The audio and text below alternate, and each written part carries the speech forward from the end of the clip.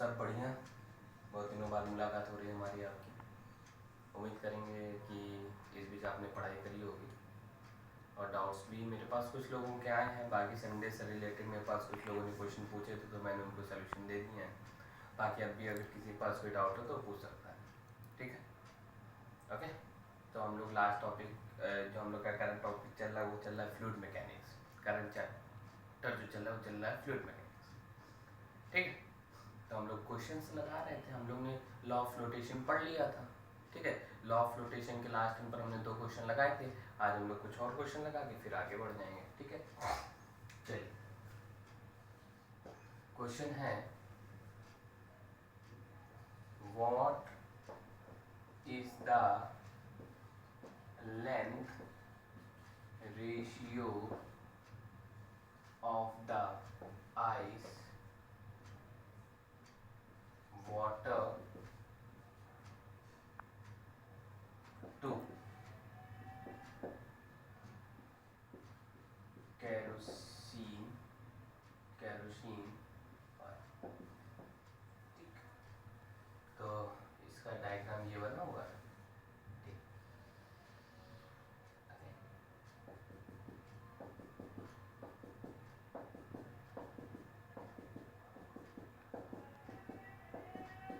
ये है आपका। ठीक, यहाँ पर हमने क्या रख दिया, एक आइस रख दिया।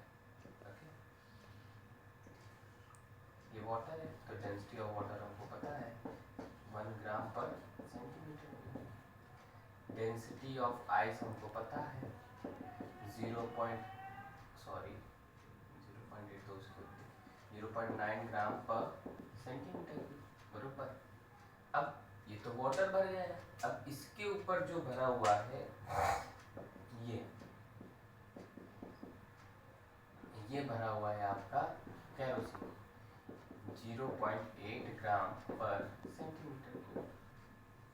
समझ में आ गया हम लोग? ठीक है, समझ में आ गया। चलो अब इसको सॉल्व कर लेते हैं। एक सिंपल सा क्वेश्चन बनना सभी से चाहिए। चलो बनाते हैं। ये वाटर है, वाटर में यहाँ तक डिप है और यहाँ पर डिप है। तो हमने कंसीडर कर लिया कि जो हमारा वाटर में डिप है उसको हमने कंसीडर कर लिया बी।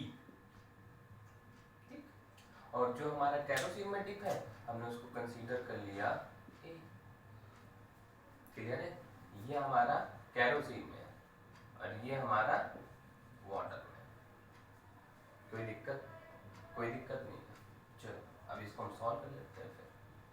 ठीक है, चलो इसको हम सॉल्व करते हैं। सिंपल सा। अब देखो इसका वेट तो नीचे के लिए हो जाएगा, तो वेट मतलब एमजी नीचे के लिए। वाटर अब थ्रस्ट कहाँ लगाता है? ऊपर के लिए। इस यू से अप थ्रस्ट। ठीक है, इसको हमने लिख दिया वाटर। अब वाटर की डेंसिटी से केरोसिन की डेंसिटी कम है। ठीक है, तो मतलब ये भी ऊपर के लिए लगाएगा। तो up thrust of kerosene. Clear हो गया? कोई दिक्कत नहीं है। अब इसको सॉल्व कर लेते हैं। तो हमारे पास क्या, ये mg वेट इधर के लिए हो जाएगा। अब थ्रस्ट ऑफ वाटर, अब थ्रस्ट ये वाटर का हो गया प्लस अब थ्रस्ट ये किसका हो गया? आपका केरोसिन का हो गया। अब m तो मास तो दिया नहीं, तो मास को हम डेंसिटी और वॉल्यूम में तोड़ सकते हैं। ये किसका है? आइस का है। तो density of ice mass into volume of ice और जी। ठीक है, इसको ले आओ भी, यहाँ पर तो वही कर लेते हैं। Water, the density of water volume of water g plus density of kerosene volume of kerosene और जी। यहाँ तक तो कोई दिक्कत नहीं होगी। ये इससे कैंसिल हो जाएगा। ठीक है, अब हमें क्या क्या निकालना था?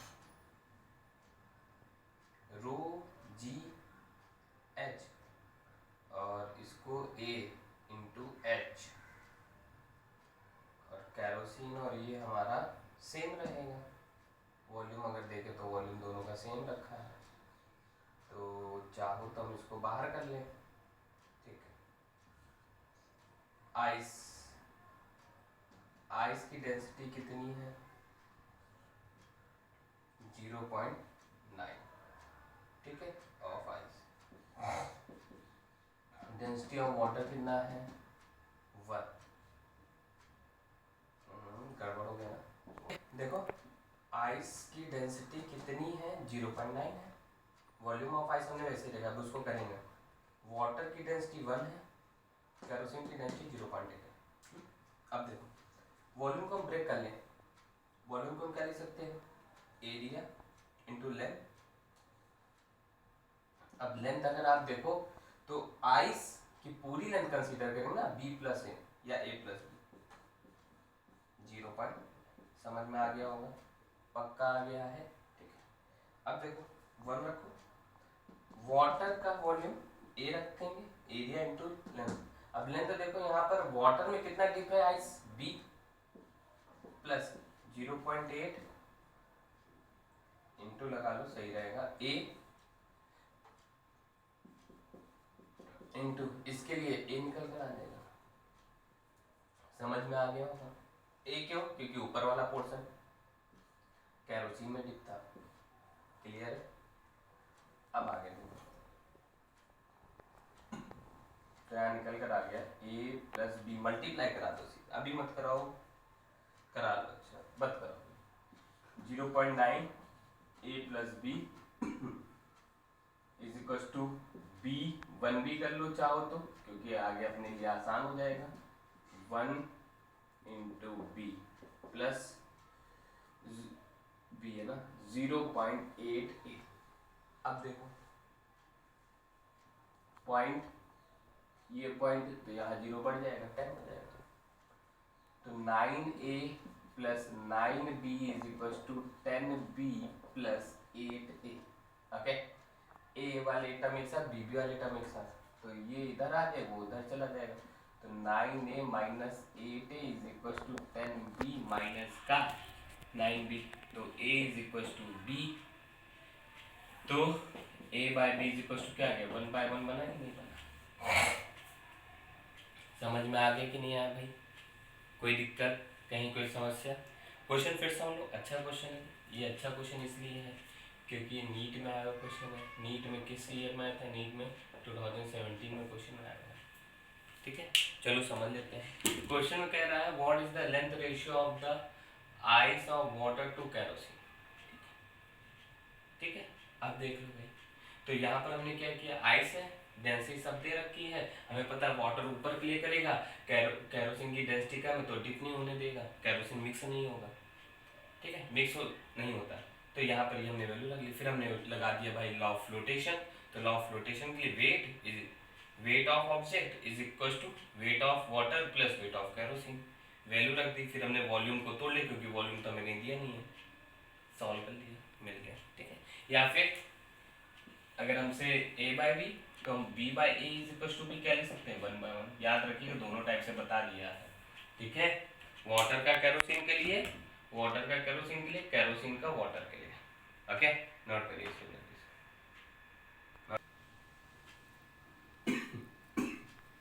नोट हो गया होगा? ओके, चल आगे बढ़ते। क्वेश्चन अच्छा है, जबरदस्त क्वेश्चन है।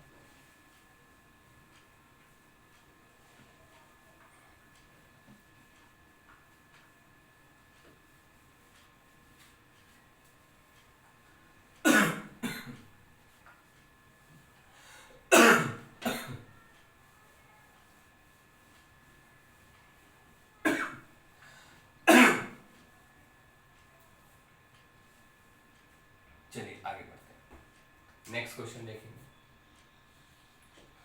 नेक्स्ट क्वेश्चन क्या है उसको देखते हैं। ठीक है, चलिए नेक्स्ट क्वेश्चन में है क्या? ये एक टैंक है। ठीक है, यहाँ पर आपका एक रिजिड सपोर्ट है, एक स्प्रिंग है, और स्प्रिंग से एक सिलेंड्रिकल ऑब्जेक्ट जुड़ा हुआ है। क्लियर है? अब और ये वाटर में डिप कर रहा है। कुछ आप लोगों को याद आ जाना चाहिए, मैंने पढ़ा है आपको ऑसिलेशन में डैम्पिंग ऑसिलेशन, तो ये डैम्पिंग ऑसिलेशन टाइप में दिख रहा है। इसका वेट mg नीचे के लिए वर्क करेगा, थ्रस्ट अब थ्रस्ट ऊपर के लिए वर्क करेगा, और स्प्रिंग आ गया तो स्प्रिंग कांस्टेंट फोर्स, तो F इक्वल टू क्या होता है कि x माइनस नहीं लगाएंगे क्योंकि माइनस साइन अपोजिट एक्सिस के लिए रिप्रेजेंट करता है, ठीक है। तो ये भी ऊपर के लिए वर्क कर रहा है kx। हमें इसमें निकालना है what is the value of elongation, हमें इलोंगेशन की वैल्यू निकालनी, मतलब कितना स्प्रिंग इलोंगेट होगा, ठीक है। अब हमें वैल्यू क्या क्या दे रखी है, स्प्रिंग कांस्टेंट k की वैल्यू हमें दे रखी है 500 न्यू पर मीटर स्क्वायर, ओके। और देख लेते हैं और क्या वैल्यू हमें दे रखी है, और हमें दे रखा है रेडियस दे रखा है, इस सिलेंड्रिकल का रेडियस दे रखा है 5 सेंटीमीटर, ठीक।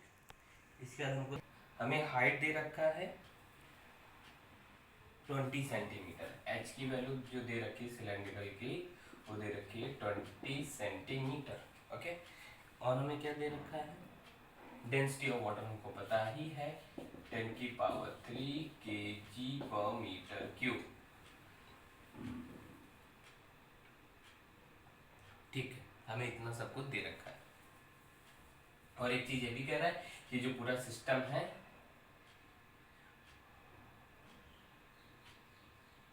होल सिस्टम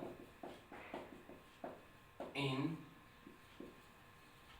इक्विलिब्रियम, सारा सिस्टम इक्विलिब्रियम में, तो इक्विलिब्रियम में हमारे पास एफ नेट क्या बन जाएगा, 0 बन जाएगा, ओके। अब इसको सॉल्व कर लेते हैं, चलो समझ में आ गया होगा, ओके। अब डेंसिटी ऑफ सिलेंडर को दे रखा है सॉलिड, हाँ ठीक है, डेंसिटी ऑफ सॉलिड नहीं, ओके हाँ सही, चलो दे रखा है वॉल्यूम ऑफ सॉलिड, अगर आप इसका सॉलिड निकालो तो पाई आर स्क्वायर एच, और volume of fluid pi r square h, सब में वैल्यू सेम रखते हैं, ठीक। अब इसको सॉल्व कर लेते हैं, तो सॉल्व करने के लिए देखो भाई वेट इधर तो mg इधर आ जाएगा, इज इक्वल टू, अब थ्रस्ट ऊपर तो अब थ्रस्ट ऊपर हो गया भाई, कांस्टेंट फोर्स ऊपर तो kx ऊपर हो गया, क्लियर है। अब देखो हमें kx की वैल्यू निकालनी, तो kx equal to mg minus अब थ्रस्ट को क्या लिख सकते हैं, किसका थ्रस्ट, वाटर का, तो इसको हम डायरेक्ट कर रहे हैं, कोई दिक्कत नहीं है। हमें x की वैल्यू निकालनी है, तो x equal to g minus g by k, समझ में आ गया भाई, क्वेश्चन क्लियर हो गया, चल मतलब फॉर्मेट क्लियर हो गया होगा आप लोगों को।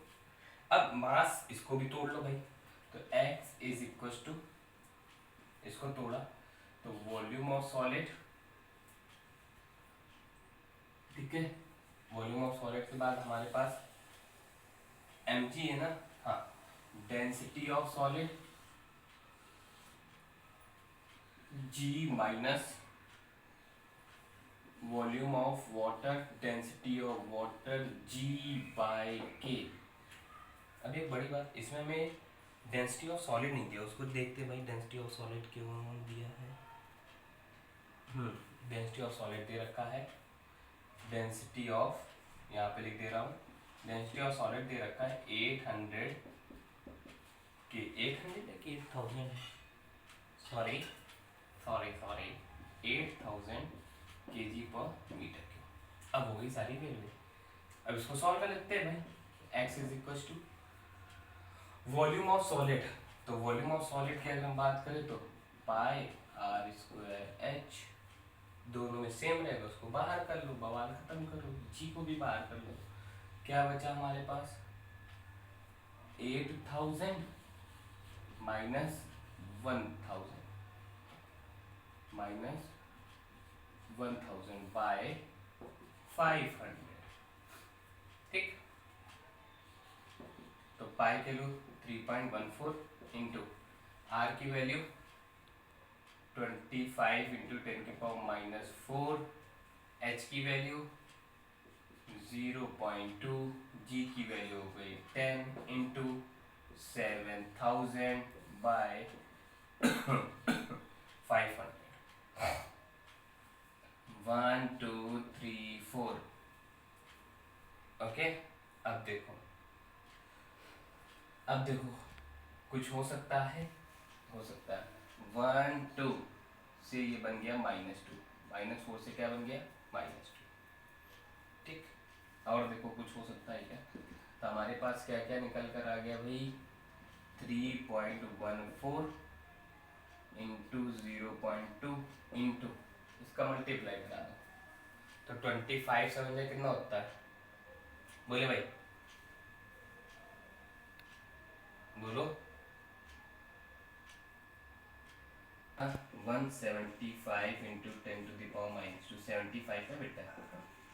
तो x is equal to multiply कराया 4 2 जा 8, 2 3 2 जा 6, 1 2 3 पॉइंट लगा दिया इंटू 175 इंटू 10⁻⁻2।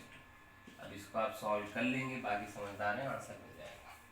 ठीक है, इतने 20 सेंटीमीटर समझ में आ गया होगा क्या करना था, इतना इलॉन्गेशन निकल कर क्लियर है। क्वेश्चन में हमें दिया है ग्रिजिड सपोर्ट है, स्प्रिंग बैलेंस है, उसके साथ एक सिलेंड्रिकल ऑब्जेक्ट जुड़ा हुआ है, density of cylinder, density height of cylinder, density of water, density of solid दे रखा है, इक्विलिब्रियम कंडीशन में F0 जीरो हो गया, mg नीचे के लिए, थ्रस्ट ऊपर के लिए, हमें इलॉन्गेशन की वैल्यू निकालनी है, तो ये x की वैल्यू निकल कर एक फार्मूला बन गया। अब यहाँ हमने वैल्यू रख ली पाई आर स्क्वायर जी, एच को बाहर इसलिए ले ले क्योंकि वॉल्यूम ऑफ चाहे सिलेंडर और चाहे वॉल्यूम ऑफ इस पूरे के लिए वाटर के लिए कौन सा सॉल्ट वॉल्यूम बन रहा है, इस सिलेंड्रिकल के अकॉर्डिंगली तो वॉल्यूम बन रहा है। कंफ्यूज नहीं होना है कि सर ये चीजें आपने एक साथ क्यों ले ली हैं, तो हम इसलिए हम आपको बता दे रहे हैं कि ये जो सॉलिड है वो वाटर में जब डिप कर रहा है तो उसका तो वॉल्यूम वही बन जाएगा ना भाई। ठीक है, तो इसलिए हमने इसको बाहर कॉमन ले लिया, वैल्यू सॉल्व कर लिया। चलिए नोट हो गया भाई, चलिए आगे बढ़े, चलिए बढ़ते हैं।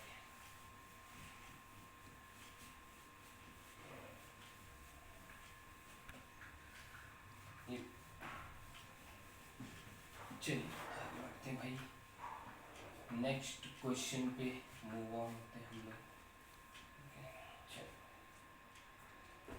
ओके, नेक्स्ट टॉपिक पे आते हैं। नेक्स्ट टॉपिक है आपका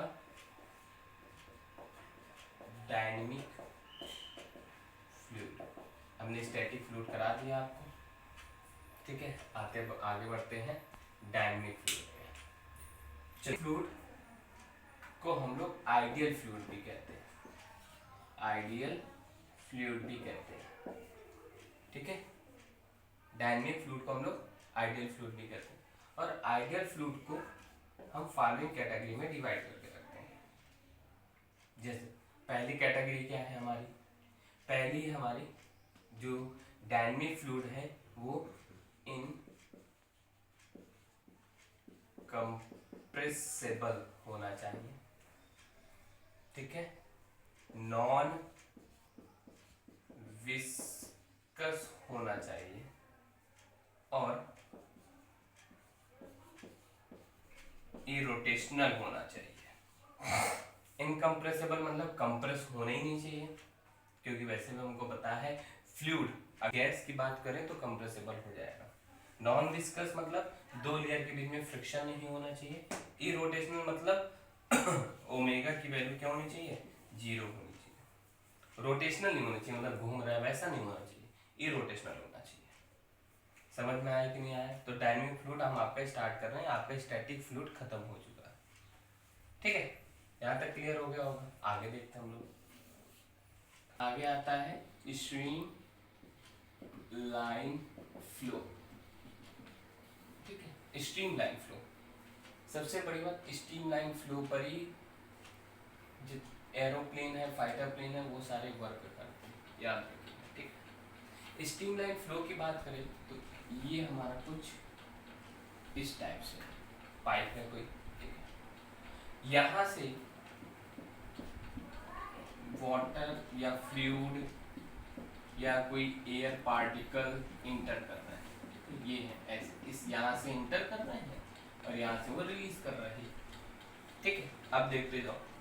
तो जब ये अंदर इंटर करेंगे तो यहाँ पर इनकी जो पार्टिकल वेलोसिटी होगी वो होगी v1 पार्टिकल वेलोसिटी, और जो प्रेशर होगा वो होगा हमारा p1, और जब यहाँ से ये एग्जिट करेंगे तो यहाँ पर जो पार्टिकल वेलोसिटी होगी वो v2, और प्रेशर जो होगा वो हमारा होगा p2।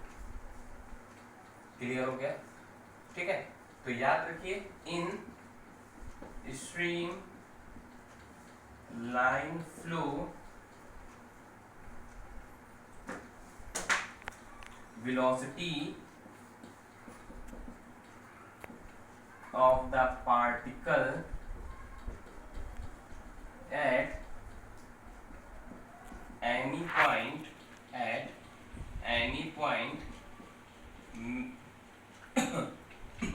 is always constant। मतलब पार्टिकल ऑफ वेलोसिटी किसी पॉइंट पर हमेशा कांस्टेंट रहेगी। कैसे, उसको देखो। यहाँ जो एंट्री है, जो इंटर पॉइंट है, यहाँ पर जब कोई भी पार्टिकल इंटर करेगा तो हमेशा उसकी वेलोसिटी v1 ही रहेगी। पार्टिकल जब भी इधर पर इंटर करेगा उसकी वेलोसिटी हमेशा v1 ही रहेगी, उस पर प्रेशर p1 रहेगा। ये पहला पार्टिकल इंटर किया, वेलोसिटी v1, प्रेशर p1। यहाँ पर दूसरा पार्टिकल इंटर करेगा, जाएगा तो इधर ही से, तो उसकी velocity v1, particle pressure p1। अब जैसे वो आगे की ओर बढ़ता चला जाएगा तो उसकी वेलोसिटी v2 बन जाएगी। एग्जिट पॉइंट पर प्रेशर p2 हो जाएगा। यहाँ पर जितने भी पार्टिकल आएंगे हमेशा उसकी वेलोसिटी v2 और प्रेशर p2 ही रहेगा, ये कभी चेंज नहीं होगा, याद रखिएगा। समझ में आ गया अच्छे से? कोई दिक्कत, कहीं कोई समस्या? तो ये इसीलिए लिखा है स्ट्रीमलाइन फ्लो में velocity of the particle at any point is always constant, हमेशा कांस्टेंट रहेगी। एनी पॉइंट का मतलब ये हो गया ये या बीच में भी आ गया। आपने कहा सर आपने इंटर और एग्जिट के लिए होता है, बीच में अगर ये पार्टिकल आ गए तो बीच में अगर ये पार्टिकल हमें मिल गए तो हमेशा इनकी वेलोसिटी v3 रहेगी और प्रेशर हमारा चेंज ऑफ प्रेशर है, ये याद रखिएगा। तो वेलोसिटी किसी भी पार्टिकल की हो, कोई भी पार्टिकल इंटर कर रहा है तो उसकी वेलोसिटी हर एक पॉइंट पर क्या रहेगी, कांस्टेंट रहेगी, चेंज नहीं रहेगी। नोट करिए इसको, नोट करिए जल्दी से, फिर आगे बढ़ते हैं, फिर पढ़ते हैं इक्वेशन ऑफ कंटिन्यूटी। चलिए आगे बढ़ते हैं।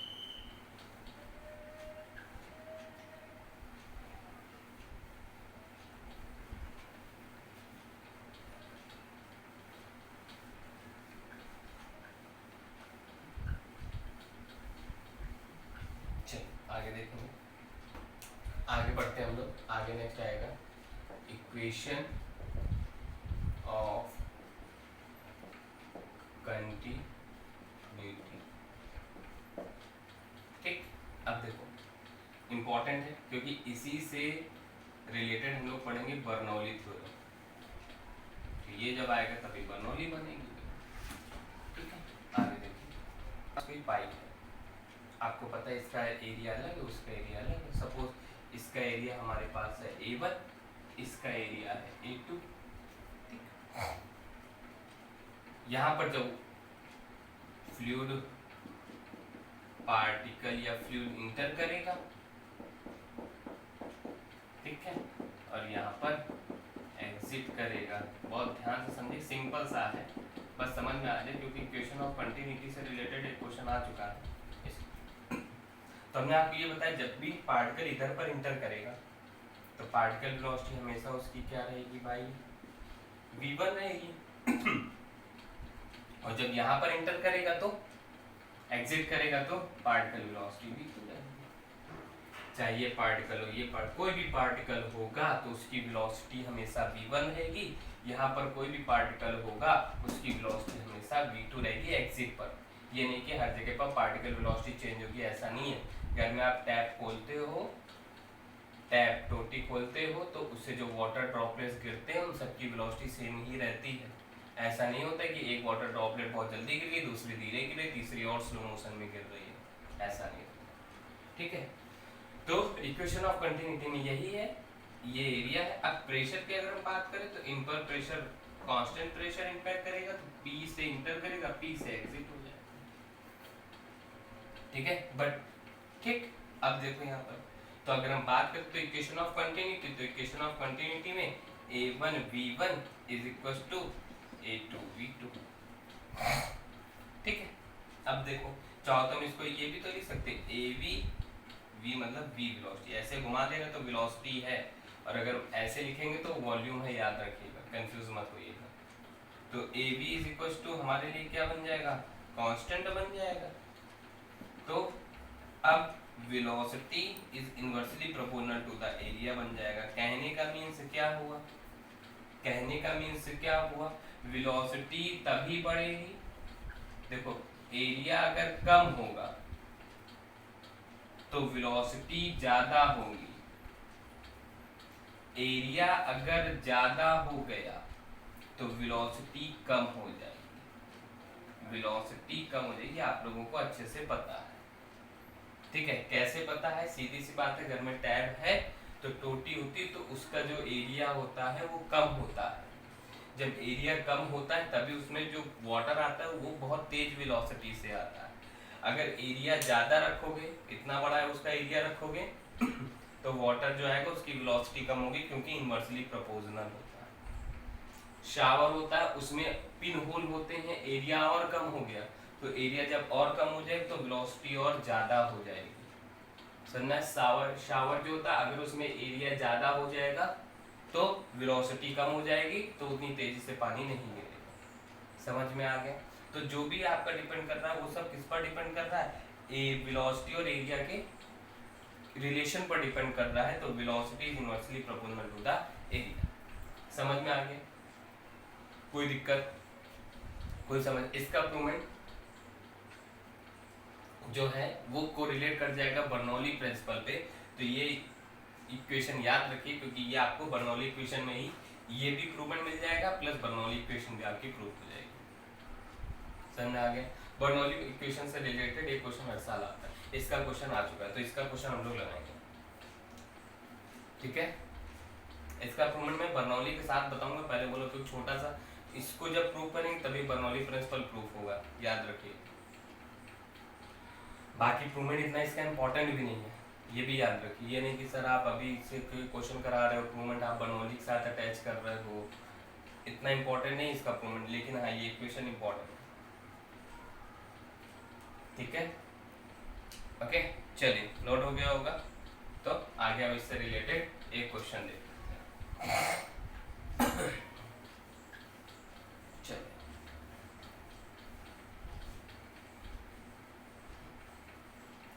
चलिए अब इसका क्वेश्चन देख लेते हैं, क्वेश्चन ऑफ कंटिन्यूटी से related.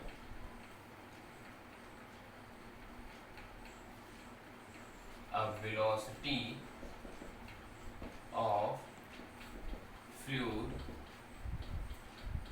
when it's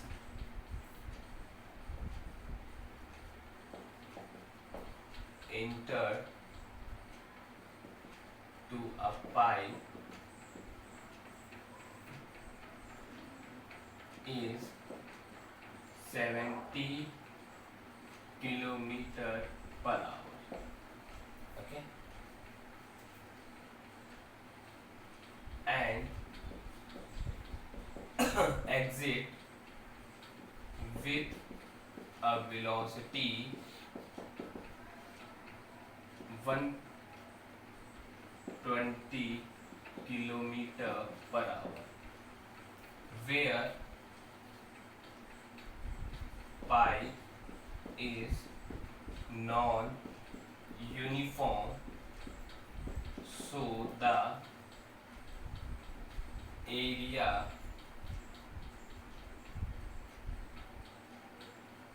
is entering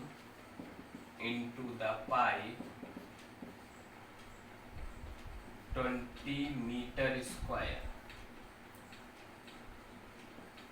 find the area of exit A2 की वैल्यू निकाल। ठीक, चलो भाई कुछ ऐसा बना हुआ है, ये हमारे पास है और